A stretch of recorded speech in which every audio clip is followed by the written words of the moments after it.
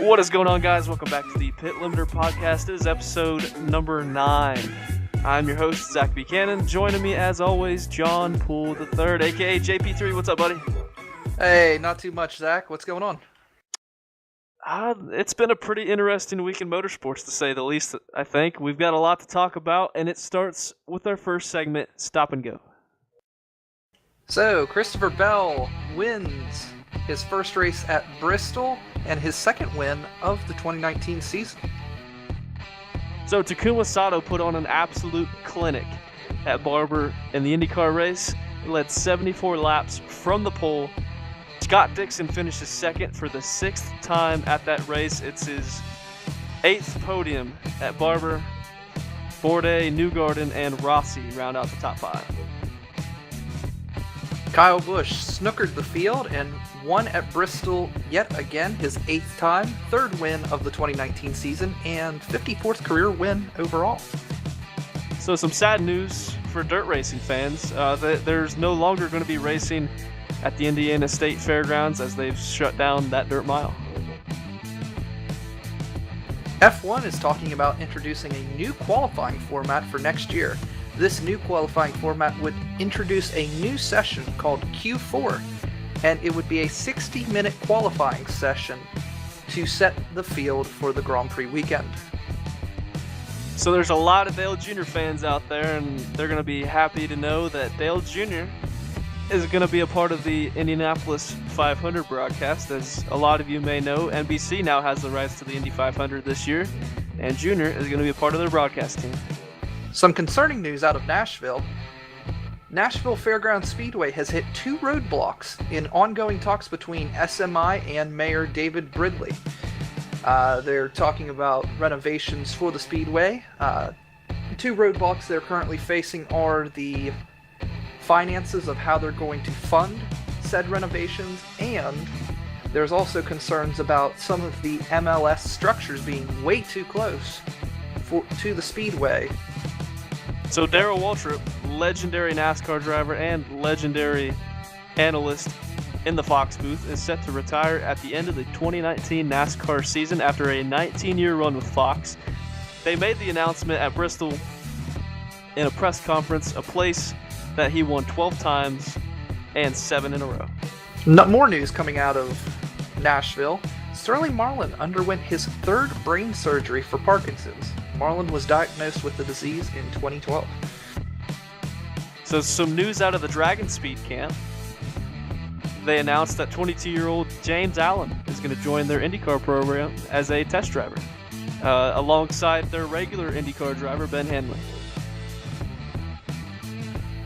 This is breaking news hot off the presses, but Dale Jr. and Blake Cook have formed a new partnership in filter time. Dale Jr. has announced today that he will become a co-owner of the company. So motorsport.com announced they released an article talking about IndyCar and Japan and the possibility of it happening, and Mark Miles is saying that is not as much of an option as they thought it was going to be as the series looks to expand internationally.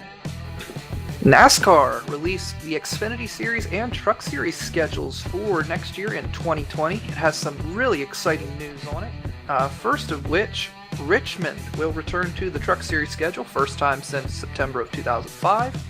And Martinsville will return to the Xfinity Series schedule for the first time since July of 2006, along with other schedule changes as previously mentioned on other podcasts. And for the Xfinity Series, Mid-Ohio will move to an early May date, possibly a companion race with IMSA next year. Well, you definitely know I'm going to that if it's IMSA and Xfinity. That'd be a great show. We have a guest tonight on the Pit Limiter podcast. It's our 4th guest, and honestly, I'm not gonna lie. When we first sat down and we're like, all right, who do we want as a guest? And probably the first journalist that I had on my list was this man right here. Welcome everybody to the podcast, Dominic Aragon. How you doing, buddy? Hey, Zach. Thanks for having me on. Glad to finally make it on the podcast. It's been long overdue. Sure. We've been talking about it for a couple weeks, about really over a month now. It's good to have you on. Good that the schedule's finally lined up. Exactly. Good week out here back home in Mexico after being on the road the first 5 weekends of the year. So, yeah, no, I'm really happy to dive in and talk NASCAR. So for those of you that don't know Dominic, he is the founder and editor-in-chief at the Racing Experts. Founded in 2010. Kind of give me the backstory to where the Racing Experts came from. Yeah. So when I was in high school, I was a student out at Grants High School in Grants, New Mexico. Had the opportunity to work with some really good English teachers and kind of found a love for journalism and writing even more. So I always kind of had a strong interest and I guess was naturally curious about events and finding out information. And while there as a sophomore at the high school in 2010, early 2010, I ended up getting to work with the school newspaper and was able to land a few interviews with some NASCAR drivers so we could run some feature style stories for the paper. And as the summer kind of drew on, looked into having an opportunity to work with another NASCAR independent news outlet that's still around today. I won't say the name because it's not fair to those guys, but ultimately was not hired for a position after applying there. So kind of got me thinking, and there were a couple of guys that were interested in kind of doing the same thing I was doing. Why don't we just start our own website? Why don't I start my own website and we can try to figure it out from there? And we launched the Racing Experts in 2010 and kind of started off as a little bit of blog style website, but we would kind of rehash news and kind of look to interview drivers. And I think over the offseason there in 2011, we were able to break some front page news there on jski.com. And for us, especially at that time, it was huge to have some good news, good stories on Joe Nemechek and Brian Keselowski and Jeffrey Bodine get on that front page because we're being exposed to the whole NASCAR industry there. And you have hundreds of thousands of people looking at jski.com every day for the news and to be up there featured in top news, I think really kind of landed a little bit of credibility. And as the years kind of kicked off, we ended up getting credentialed for our first races in 2014, and just the ball kind of got rolling from there. We brought on Jeff Bodine actually as our marquee driver analyst in 2015, and had an alliance there for a few years with ESPN Radio Albuquerque, and I think that bolstered our credibility a little bit as well. And here we are in 2019, and we have a small little but dedicated staff at most of these races and most of the events that have to do with NASCAR and all the national series. So it's been a dream come true, especially for somebody who grew up in a small town in New Mexico. And New Mexico is not necessarily the breeding grounds for racers or for the NASCAR industry, because we're like 1,500 miles away from the hub that is Charlotte, North Carolina. But it's been certainly a dream come true, and I'm very blessed and very fortunate to be able to still make a stab at that and try to make it a full-time career. You know, you say that New Mexico is not the racing capital, but you do have the Unsers after all. I mean, you could have made the jump to Indy after all. That is true. The Unser family is really big out here. There's a great museum that the family has out in Albuquerque, New Mexico, where they're from. And Al Senior and Al Junior both champions of the 500. Al Senior a champion of CART/IndyCar, and actually Al Junior is the last New Mexican to compete in the Daytona 500. He ran a one-off deal with Hendrick Motorsports in the '93 500, driving the 46, sponsored by Valvoline. Oh, that's right. He crashed out, I think, about 20 laps in, but he was the last New Mexican to do so. And we did have a guy from Aztec, New Mexico. It's a small town in the northwest part of the state near the Four Corners, named Alex Kennedy, who was able to make it to the Cup Series. And he ran for Rookie of the Year on a part-time schedule in 2015. He hasn't competed in NASCAR since 2016, but it was just cool to think that there was somebody from our own backyard who made it to the Cup Series, and recent as well. I completely forgot about Alex Kennedy. I remember him though. Oh yeah. I mean, really cool to see him get that opportunity with Circle Sport. Definitely wasn't a race-winning car, but I know he was able to learn a lot as a racer logging laps there, and I think he was able to knock off a few top 25 finishes given the circumstances. Yeah, I mean, no doubt being in the Cup Series. Doesn't matter what team you're with. You make it to the Cup Series, I mean, you've definitely done something right at some point along your career. True. Very, very true. So, talk to me about, being on the road, and you've even said yourself, you guys aren't on the road every week, covering NASCAR. But tell me what it's like, a week in the life of Dominic Aragon, being on the road and going to the track, and what does a weekend at the track entail? Great question. So for example, let's say the Daytona 500 this year. I flew out of New Mexico on, I believe it was the Tuesday night before the Daytona 500. Got to Orlando on Wednesday.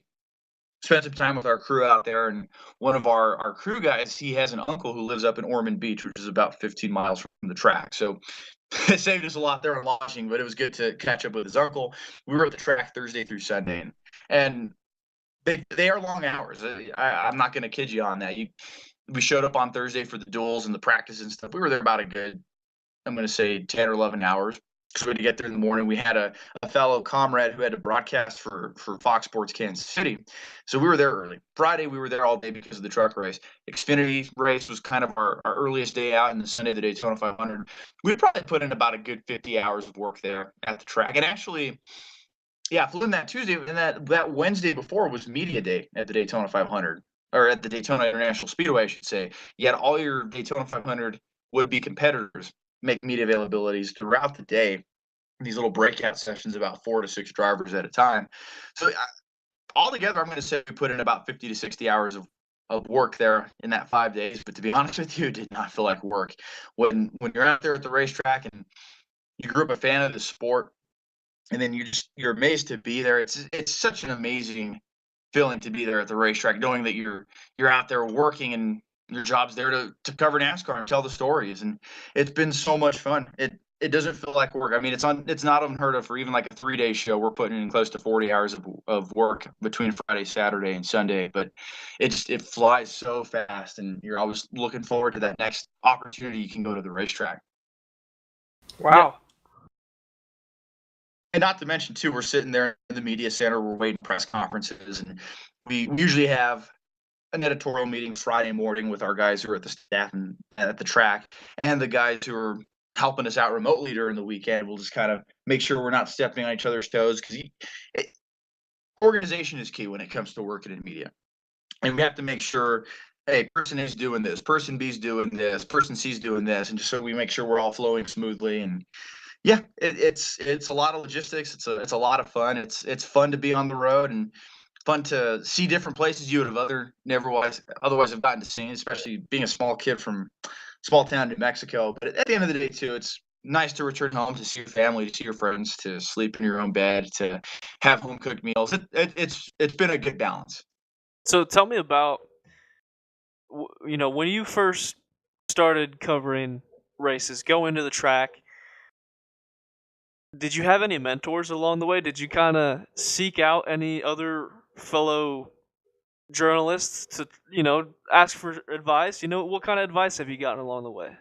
Yeah, that's a great question. I would say that the first time I was ever credentialed to a NASCAR sanctioned race weekend was the 2014 Phoenix Spring Race at ISM Raceway. It was the Profit on CNBC 500 race weekend where Harvick won his first race with Stuart Haas. And during the weeks prior, I was messaging any journalist I could think who worked in the sport, just letting them know, hi, I've got this opportunity. What would you recommend? And I heard back from people like Bob Pockris, Nate Ryan, Jeff Gluck, Jenna Fryer, all these people just like, yeah, just make sure you dress appropriately, make sure to bring your computer. There's resources here available. Just treat it like a day at the office, but you're not at the office. It was kind of the vibe I got on that. And one guy I got to give a lot of credit to. He doesn't cover NASCAR as much anymore, but veteran journalist Stanley Creekmore. He worked in the sport for over 35 years, and he was somebody I befriended early on in those early days. And Stan even came aboard with the Racing Experts for a couple of months in 2016 to do some consulting for us and help us out. And he was somebody I learned a lot about the sport through, whether that be cultivating sources and trying to keep that curious edge, or just becoming a better writer, or polishing up speaking if I'm going to do something on camera or do something with the radio station. So Stan Creekmore was somebody who was instrumental, and I got to give David Swope credit too out at ESPN Radio Albuquerque. He's somebody who managed San Diego Motor Speedway, helped kind of lay the groundwork for the K&N West Series to come out to Albuquerque, and he ended up jumping ship to ESPN Radio and kind of partnered with him after learning about him through a mutual friend, and learned the ropes through David because he knows a lot of people, and just kind of learned what to do and not what to do. So I would say those two people really stick out to me, especially on those early days and trying to figure out the sport and the ins and outs. So you said it yourself. You don't do this alone. You've got a staff on your hands that kind of help you get things done. Uh, Tell me about your staff members. What's it like working with some of your guys? Yeah, we've got I'm going to say about 6 to 10 guys between photographers and multimedia reporters. And yeah, Matt Corson, who's our managing editor currently, has really been instrumental. He's been our logistics guy the last couple of years. So he'll coordinate a lot of our travel, make sure we're all on the same page, and help us with our editorial meetings. I immediately think of Justin Malillo. He's been around with us now 5 years. Actually, we were just texting about that a few days back. How, gosh, it's already been 5 years since he joined, and we brought him on. So those two, I think of Kyle McFadden. He's another one of our East Coast stringers. He's done work for the Washington Post, and he's covered some grassroots racing. He's done some World of Outlaw coverage as well for other papers, and he brings a wealth of experience. I also think of James Jackson, somebody I've known about 10 years, and we brought him to the fold about 2 years ago, and just to see his progress, a lot of progress, I should say, in a short amount of time in 2 years, just to be able to work with James and our photographers, Kyle Stevens, Chris Madrid, Sherry Eaton, Dante Ricky, all these guys. They really, really make a huge difference for us, and it doesn't hurt having Jeff Bodine as well as our marquee driver analyst. He'll kind of weigh in on some hot topics when a hot topic arises, and gives us his insight and perspective. And yeah, I think a lot of people like to listen to people's voices, but especially when you have a former driver. So we have a small staff compared to some of these other independent sites where you have 20 or 30 staffers. We got about 6 to 10 of us, but it's for sure quality, not quantity. And I'm proud of our staff, and I'm proud of all the accomplishments we've done. We win as a team and we lose as a team, and we've had a fun journey along this way the last few years. I do remember quite a few years ago you did offer me a chance to work with the racing experts, and I turned it down then. Kind of wish I would have stuck with it and maybe helped you along the way with this journey. Yeah, I mean, we're always open to giving people a shot, and if anybody's interested in seeing what we do, we're at theracingexperts.com. If anybody wants to email and find out more, they can shoot us over an email at info at theracingexperts.net is our inbox. So yeah, it's been a fun journey. It's been so much fun. I've met so many people and visited so many states and seen so many cool things I would have otherwise never have gotten to see had this website not been started. So being turned down for a writing position in high school, I think, was one of the best things that could have ever happened, because it just kind of snowballed from there and like avalanched into this big cool project, as I call it. It's been so much fun to be able to go travel the country. And to be honest with you guys, I even left my job at the NBC affiliate. I had a great paying gig in Albuquerque working for KOB TV, the NBC affiliate out there, to take a chance on this, because I thought we would see some potential growth with this, and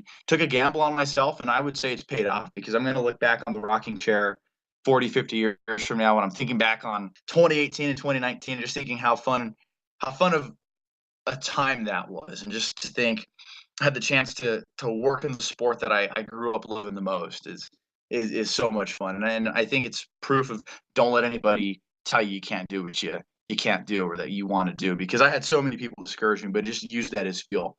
You set your mind to something, and yeah, sure, you catch a lucky breaker, that helps too. But if you set your mind to something, you put the hard work in, your dreams can come true. Now, having Jeff Bodine as an expert analyst. Now, He gives us the real racing expert tally there. Like when we say the racing expert, he's the racing expert. He's the chief racing expert. There we go, yes. But having him obviously is a big benefit. But you're also working on a project with him. Are you allowed to talk about that project that you're working with him on? Well, I really can't say too much about it right now, but I will say that we're working on something pretty cool, and I hope we get to announce it really soon. I've kind of teased before that it's a special project with Jeff. It's not something we're quite ready to announce yet, but it is in the works. It is down the pipeline, so we're really excited about that. I'm giving you totally a PR answer there. I wish I could tell you more. It's been a fun project, and we really can't wait to tell more about it. But the timing just got to be right on that. Yeah, I completely understand. That's like one of those I'm just here so I won't get fined answers. Plus, the new media policy, which, by the way, if you're a reporter, you love this new NASCAR obligation media policy because since the Daytona 500, after group qualifying on Fridays, it used to be such a scramble to get these guys because they do it in three rounds. So you would have your 25th through whatever cars. Everybody would leave pit road right after and just scramble back to their haulers or to their motorhomes. Now all the drivers are required to go to this bullpen near victory lane at most of the tracks and talk to the media. You have about 10 to 20 media there covering the sport every week. You have, for example, Claire B. Lane with SiriusXM or Jerry Jordan with Kicking the Tires and Performance Racing Network. And it's just providing this opportunity for radio stations to fill in with more audio, your journalists like myself to be able to write more stories because all these guys are getting flooded through and they're required by NASCAR. So it's been one of those cool little changes to see. So, as somebody who covers the sport for the last 10 years or so, I'd just like to ask, NASCAR is going through a transition right now. I mean, we announced major schedule changes for the first time in I don't know how many years. And with somebody that works a little bit closer, say with the sport, what is the general vibe of, your fellow media members or the drivers about these changes and how NASCAR is moving, looking forward? Well, I think NASCAR's kind of answered the requests of the fans, and I think the media and some of the drivers certainly share that same sentiment because in talking with different media members over the last year, we'll call it, they've wanted to see shorter schedule or shake up the schedule to where you're not having the same championship race at Homestead. And I think NASCAR answered that. And look at the schedule next year. We're ending 2 weeks earlier. Kevin Harvick was talking with the media in March at Auto Club Speedway, excuse me. And he was saying it wouldn't be a bad idea to even end the season even sooner, maybe late September. We're not really conflicting with the NFL, and because I think a lot of drivers and teams and everybody like would be for that, but you run into the problem with, as of right now, with the current contract set to expire next year with the tracks. Like, yeah, there's venues that get 2 races a year. There's TV money. There's so many moving parts that go into that question. But I think for the current contract they have, I think NASCAR played around with the schedule and tweaked it around as much as it can. I mean, look at the Pocono race weekends. I mean, we're going to have 2 Cup Series races back to back on a Saturday and a Sunday. And I don't know off the top of my head, but I know the Cup Series used to run 40, 50, 60 races before the modern era, and it wasn't unheard of to see venues have 2 races in 3 days kind of thing. But it's making me wonder how that's going to be. And that's kind of cool. I mean, I'm really excited that the championship finale is going to be in my own backyard, essentially. I mean, Phoenix is the closest city to me that hosts a NASCAR race, living here in New Mexico. So don't have to hop on a plane now to go cover the championship race. That's kind of cool. So, but I look at it from that standpoint, that's awesome. But I remember even telling Matt Corson, our managing editor, too, and so he's from Tennessee, and Bristol has that history with NASCAR, and to see Bristol finally get a playoff race, I think shows the importance of not only short track racing. I think NASCAR is listening to the fans about the short tracks.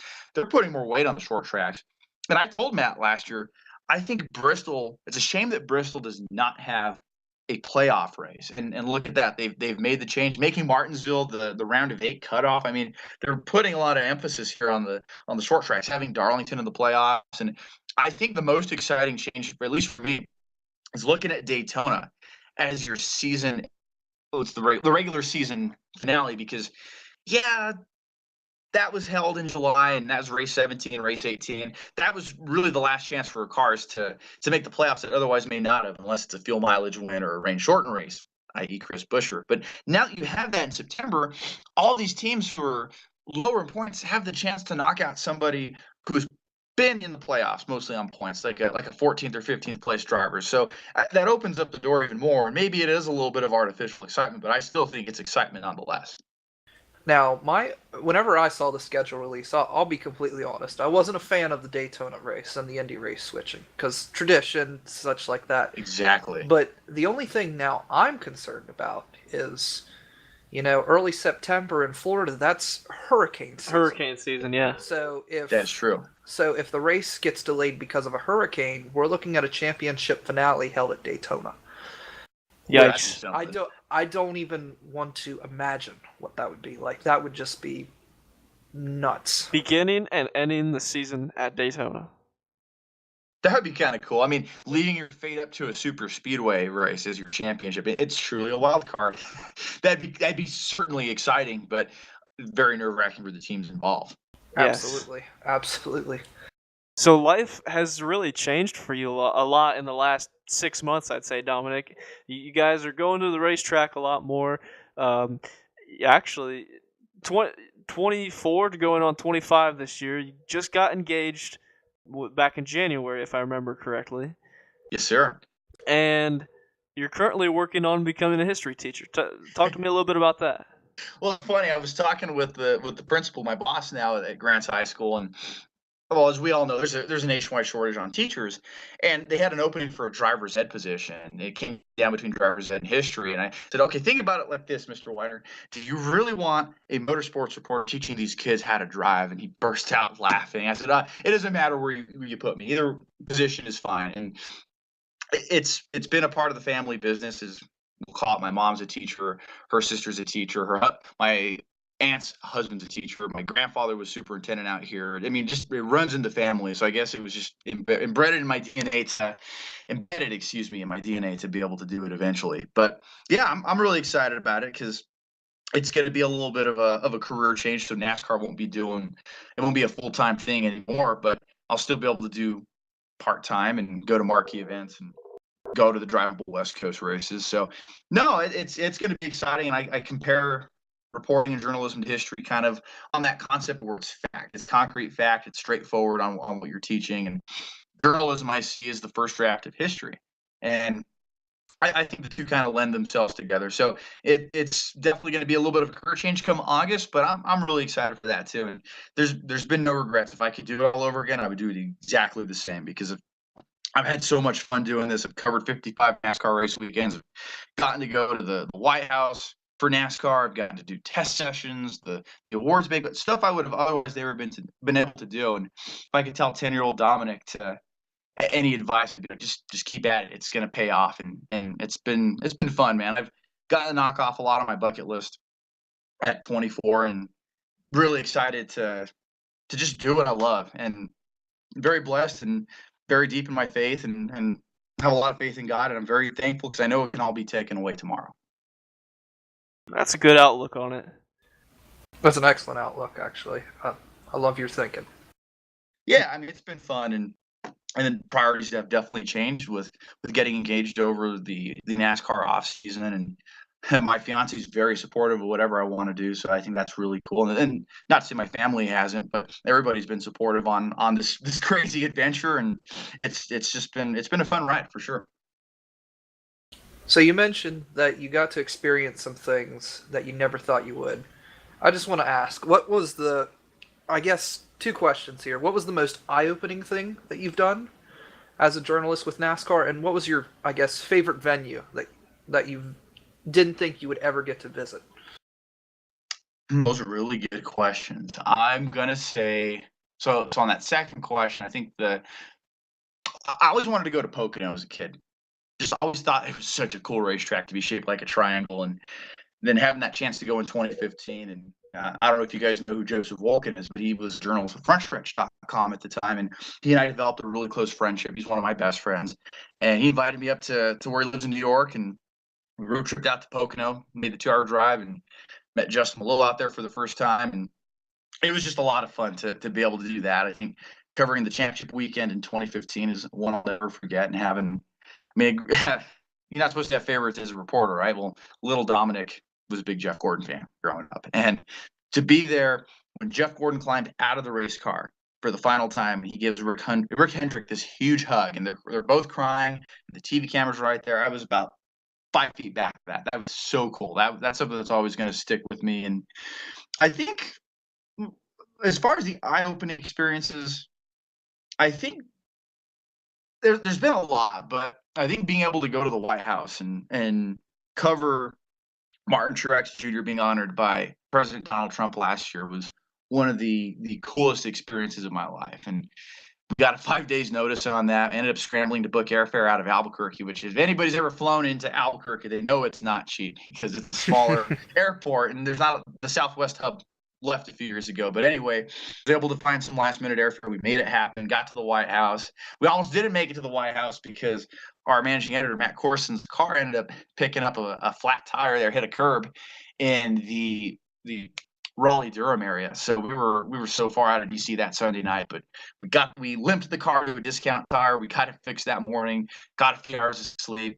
and made it to the White House. Definitely an eye-opening experience there to be there on the White House grounds and see the president with my own two eyes, like 40 feet ahead of me with Truex's 78 team and Truex and Sherry Pollock's there. It was just such a cool experience. Stuff I'm going to remember for sure for the rest of my life. Oh, no doubt. No doubt. We got a new segment, and this is really for both you guys, because and our listeners as well, because this is something we want to do weekly. Tuesday trivia. All right, so I got a question that I'm going to ask every week. It's a different question, obviously. Ooh. Kind of diving deep into the obscurity of motorsports. If you know the answer, tweet at us at the Pit Limiter on Twitter. Use the hashtags Pit Limiter Podcast and Trivia Tuesday. So the question is, gentlemen, and for our listeners, Dale Jr., aka Redneck Jesus of NASCAR, has driven 4 different numbers in his Cup Series career. Which 4 numbers are they, and for what teams?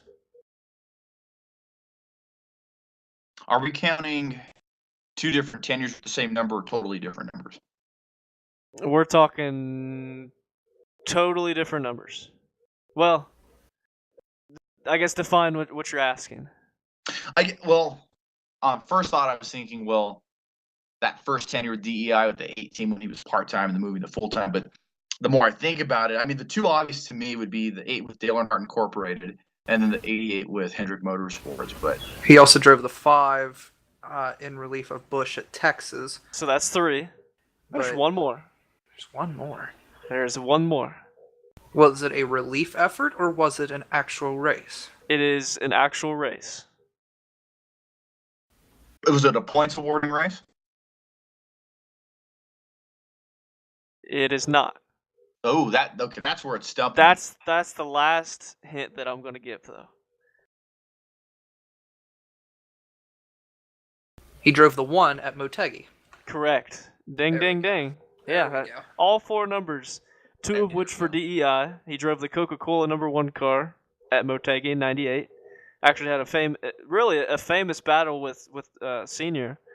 Ended up getting a shoe tossed at him for that. Yeah, and then drove the Budweiser car, and then drove the '88 for Hendrick. But before he drove the '88 for Hendrick, actually was a relief effort in the 5 car at Texas because Kyle Busch left the track, thought the car had been retired and pulled from the event, and it was ready to go back on track. They needed a driver. Junior hopped in, and the rest is history. There you go. Well, and a little bit of food for thought. Being the unofficial stats guy for the racing experts, I had to do a little bit of research on this. Dale Earnhardt Jr., I don't know if you guys know this or not, holds the Monster Energy NASCAR Cup Series record for the most wins, but none of them were ever back-to-back. So he earned 26 wins in the Cup Series. He never went back-to-back weekends in points awarding. Oh, geez. He holds the record for the most wins ever to never go back-to-back at 26. That's very interesting because you look at his 2004 season where he won 6 races. You look at 2014 where he won 4 races. 2015 where he won 3 races. That's interesting that none of those were back-to-back. Here's another interesting stat about Dale Jr. At Daytona in July, he won the pole, but that was a rainout. But he has never won a race from the pole that was actually qualified out in the Cup Series, ever. That is insane. I mean, Dale Jr. lore there. And I think even on that list, too, of the guys that never went back-to-back wins, I mean, Terry Labonte never went back-to-back in his career. Ricky Rudd never went back-to-back. Truex has never gone back-to-back, which is hard to believe. Yeah, that's actually really surprising. Exactly. He's been so close, too, especially that run there in 2017 and 2018. And the same thing there with Ryan Newman and Casey Kane. So kind of a little bit of shockers there. Right, yeah, Ryan Newman's explosive season in 2003, Kane's explosive season in 2006. That's really surprising. Now, there's one last thing that we want to talk about on the podcast, and it's something that, I don't understand I kind of understand and I don't understand at the same time where fans are coming from when they complain about this, and it all kind of ties in together. So there's been a lot of pessimism around NASCAR recently, and it's not been just this year. It's not been the last 2 years. It's been going on for a while, I think. Some of it's justified, I think. Some of it's constructive criticism, and some of it seems like it's just people complaining to complain. Um, I've seen, like, one thing I try not to do when I'm watching a race is to scroll through Twitter. Because generally when you scroll through Twitter, you see some pretty obnoxious opinions. Generally, the people making these opinions aren't people that are watching the race. And if they are, they're looking for negative things to say just because it's easy to cherry pick negative things that happen in NASCAR, apparently.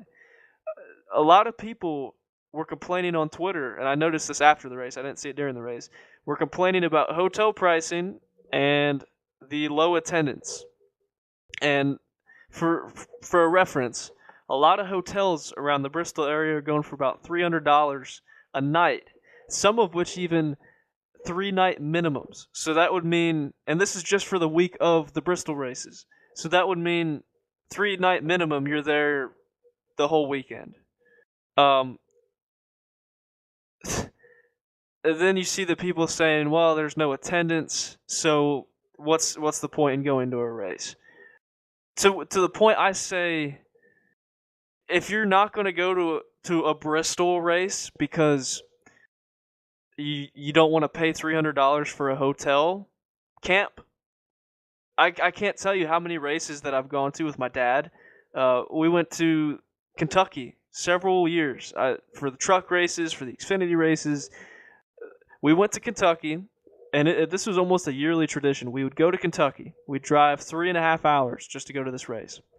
We would sleep in my mom's van. We'd take my mom's van. We'd lay down the seats, lay out our sleeping bags. We'd crack open the windows so we wouldn't suffocate because it was like late June, early July.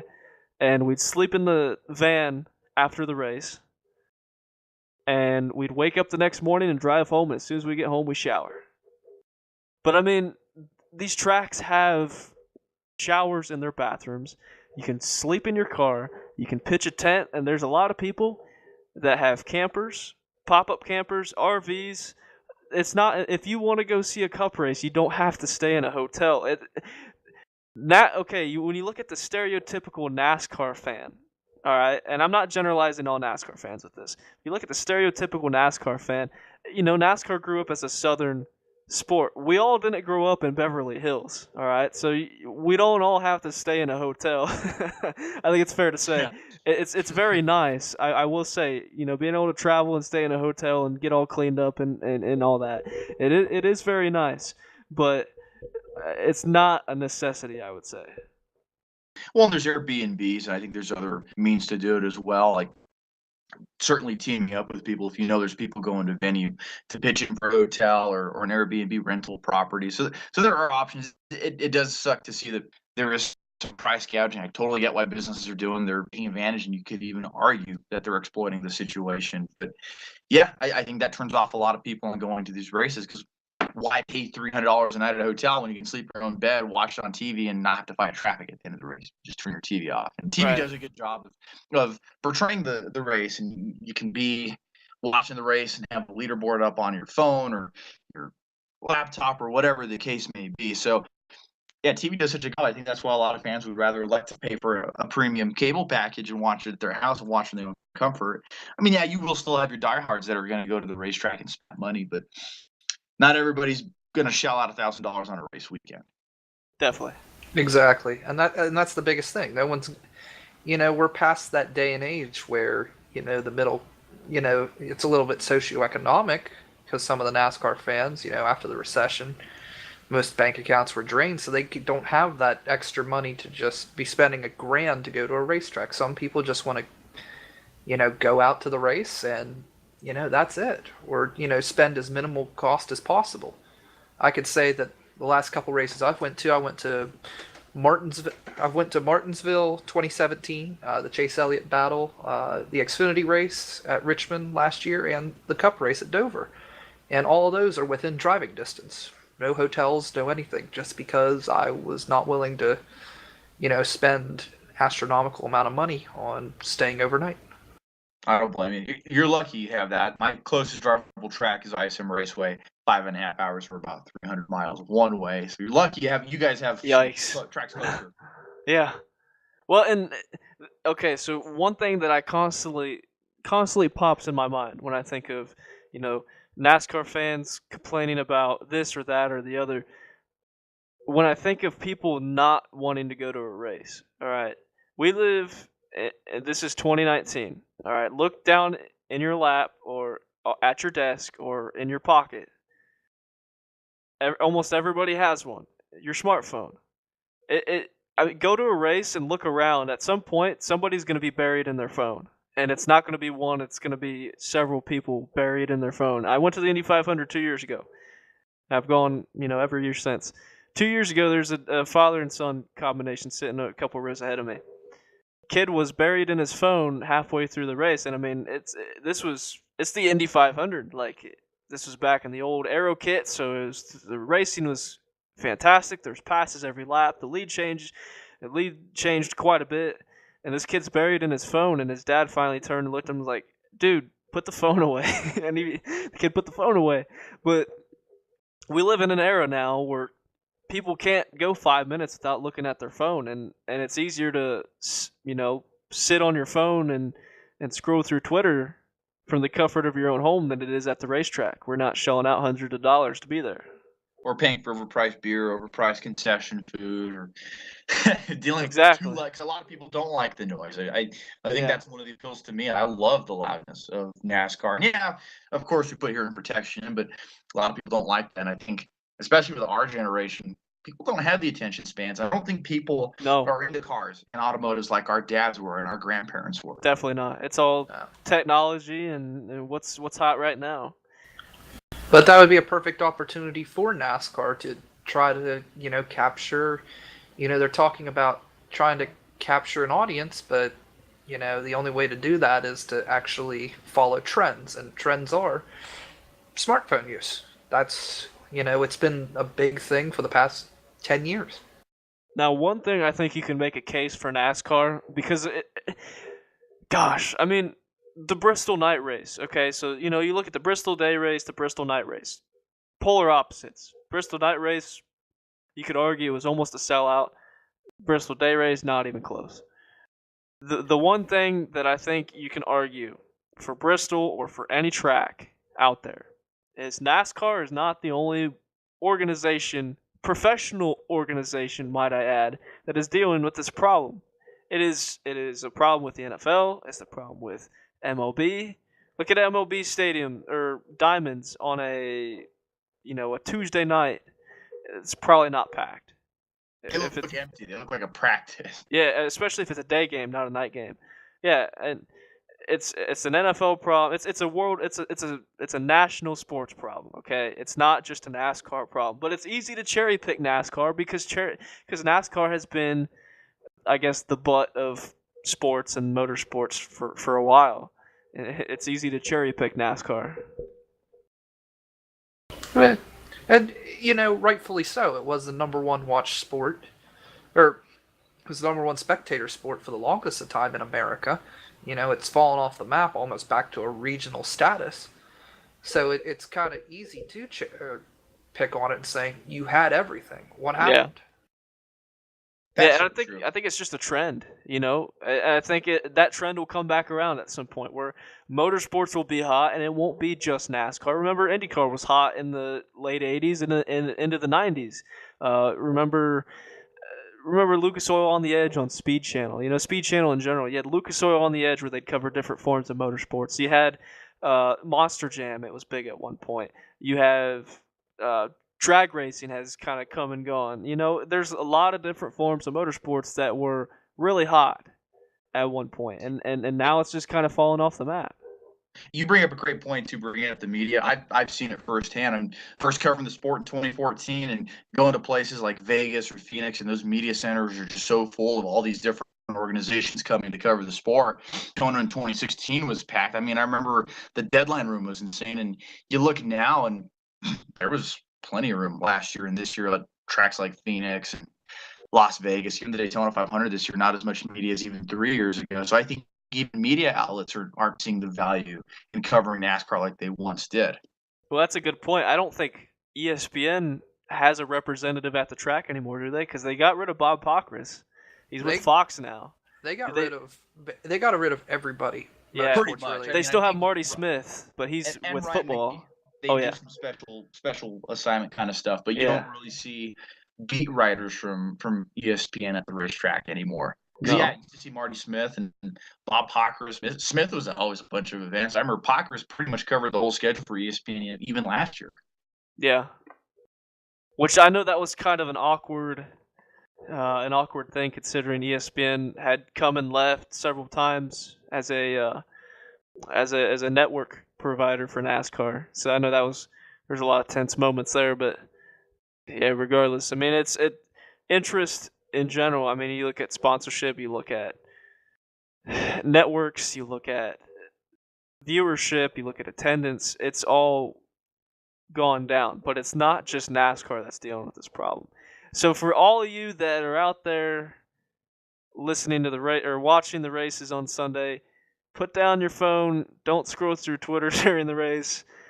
Give us a few less headaches on Sunday and Monday morning. Exactly. Enjoy the race. Live in the moment.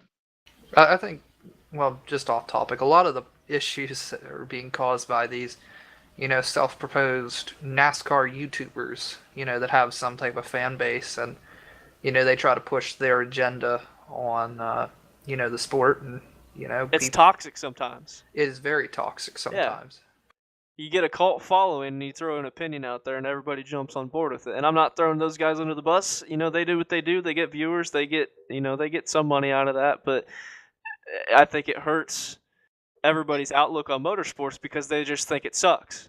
It sure is. I think you could even make the argument of like a cult of personality. And maybe that's too extreme of a comparison, but like how dictators have that appeal and they state their opinion and people kind of follow the masses. I think that's what you see with a lot of these YouTubers. They state their opinion and everybody hangs on that word. Yeah. Gosh. Got us all fired up. Right. Thanks, Twitter. Thanks, Twitter. Gosh. Exactly. I enjoy looking through Twitter, but what I do on the race weekends, and I recommend this for anybody, especially if you know there's reporters out there at the racetrack, you can follow them on Twitter and then subscribe to their tweets where you get push notifications whenever they tweet out. And I do that with all the journalists who I know are at the racetrack or the NASCAR alerts kind of feed. So that way, if I miss something, I can just look down and glance at my phone real quick, but then get back to the race. Yeah. My thing I always watch with push alerts is Stern. I'm always watching Adam Stern. Yes. Exactly. That Adam Stern. The guy. Daytona. He's a really, really nice guy. And I'm just thinking I think he's even younger than me. I'm thinking, dang, he really knows how to cultivate sources and talk to people. And I'm sure we're three of a couple of thousand of people who instantly get those tweets because we want to know what he says. Adam, like 9 times out of 10, breaks news before anybody else. Yeah, exactly. And Jeff Gluck is another guy that I think is well respected within the industry. Jeff, you got Bob. I mean, you got Nate Ryan. Dustin Long is somebody who. Dustin Long, yes. He's another one I would say who's kind of a mentor early on. Dustin's a really nice guy, very approachable, and you can tell he really cares a lot about the sport as well. Well, I really appreciate you coming on, Dominic. It was great to learn your story, to kind of take another perspective of what it's like to work in motorsports from the journalism side. It was great having you on. I appreciate it, and I think I'll have my head cut off if I don't throw a shout out to these guys. Frank Romero and Kyle Stevens are other photographers I should have mentioned earlier. But no, guys, it's been fun to share that story, and I appreciate you giving me that platform to do so. It's been fun, and I think any advice I could give to anybody is just pursue your dreams. Don't let anybody tell you can't do anything, because I'm an example of that. I came from a small town in New Mexico where there's no NASCAR and no racing in general, typically, and I think there's probably 5 fans in this whole town, me being one of them. Getting the chance to work in the sport's been an incredible opportunity, the opportunity of a lifetime. I feel very grateful and blessed to be able to do so and continue to do so. And yeah, just really enjoy it, and don't let anybody ever tell you can't do what you want to do. So use that as a goal. So tell us where we can find you on social media as well as the racing experts. Yeah, you can find us online at theracingexperts.com. Make sure you put the words "the" in the domain because it redirects to another one if you put just racing experts. But theracingexperts.com. You can email us info@theracingexperts.net. That's a story for another day. And then on Twitter at theracingexperts, RACN, and on Facebook at facebook.com/theracingexperts. We're actually rounding 4,000 fans there on Facebook. We've picked up a lot here in the last few weeks, and we have some pretty cool giveaways scheduled once we hit the 4,000 mark with autographed things and some stuff from Jeff Bodine. So we're really excited about that. Just stay tuned and look forward for the next opportunity to come on and talk racing with you guys. Thanks for having me. Yeah, no problem. And tell our listeners where they can find you personally on social media. Sure. They can follow me on Twitter at Dominic Aragon. It's a blend of personal and auto racing stuff and everything in between. And I'm on Instagram at Dominic Aragon and on Facebook at Dominic Aragon Journalist. So, yeah, that's where everybody can find me. Or email me, Aragon, DARAGON, at theracingexperts.net. John Poole, where can they find you on social media, buddy? Well, they can find me at Twitter at JSPoolII. They can also check me out on my gaming channel, JP3 Gaming. I have that on YouTube and GP3 Gaming 56 on Twitch. Follow me on Instagram and Twitter at ZBCannonFuller. Make sure you guys check out my karting page on Facebook at Zach Buchanan Racing. Make sure you guys subscribe to my YouTube channel, Zach Buchanan. I got a lot of karting content coming out this year. Check it out. Make sure you guys follow the podcast on Twitter at The Pit Limiter. Make sure you guys like us on Facebook at The Pit Limiter Podcast and subscribe to us on YouTube. If you miss an episode, we always upload them to YouTube, so you can always check them out there. And we'll see you guys next week. Thanks for tuning in, everybody, and we'll see you next week. Goodbye, everybody.